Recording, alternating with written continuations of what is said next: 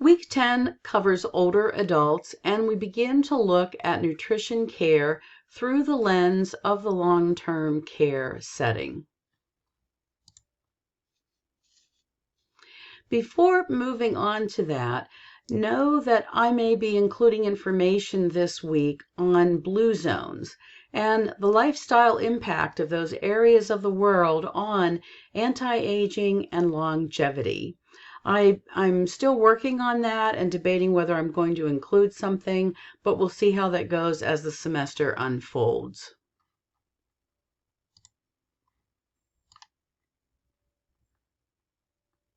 Sorry, I'm trying to get to my next content area here.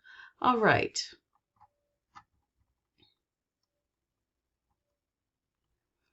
Back to the long-term care setting.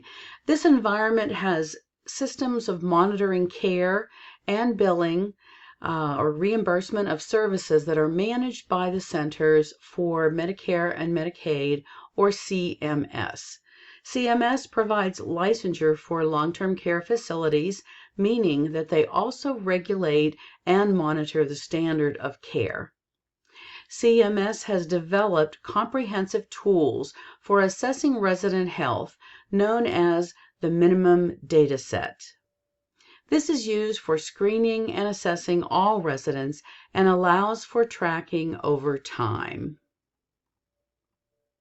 Let me scroll up here.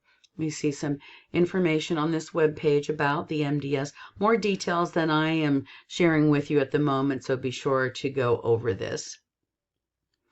Nutrition services are documented in Section K, which allows RDNs and NDTRs to document current weight, height, percent of food and liquid consumed, and or tube feeding utilized to ensure that a resident is adequately nourished and hydrated. If issues are detected, this form may trigger a care area assessment, requiring further follow-up and ongoing documentation.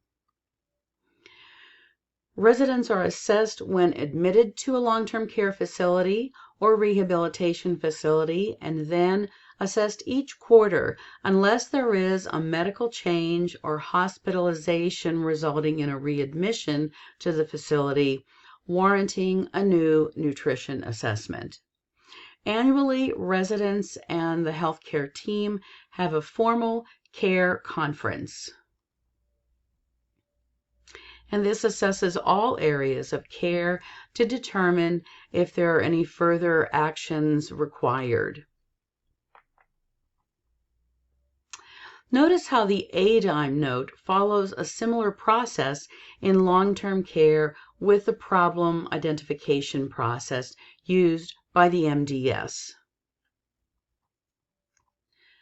Types of documentation follows a similar, let me restate that. Types of documentations are typically ADIME and PES. I did include the SOAP method here, but this is typically rarely used anymore. This is rather outdated.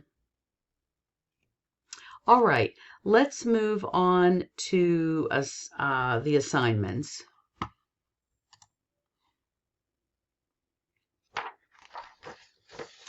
Assignment 10A, Part 1. As the NDTR in Roy's retirement community, you have been tasked with completing a nutrition screening on him. Use the attached Determine form, which is similar but not identical to the one in your text, to answer question number 1. And by the way, it's not necessary to attach the completed version of that Determine form with the assignment when you submit it in Blackboard, since you'll be filling in your findings under number 1. Then Part 2, you will use the MDS form, Section K. Here we discover that Roy was admitted to a local rehab facility after a fall. See the other details I've noted in Blackboard about Roy. I want to stress that completion of the MDS form is very simple, so don't overthink it.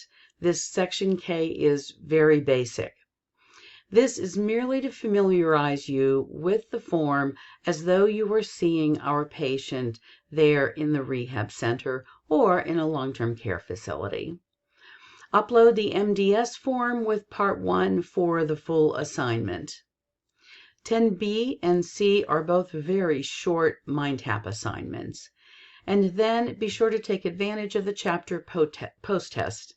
Don't forget to visit the quiz tab for checkpoint number 4. Remember that next week is a unit exam on all content from these last 3 weeks on the life cycle as you begin to work on the life cycle project next week. And I hope you have been thinking about a particular candidate for your case study selection person. And so that's going to be required early next week. So be thinking about who may be fitting into one of these stages of the life cycle so you can use them for your case study. All right, have a great week.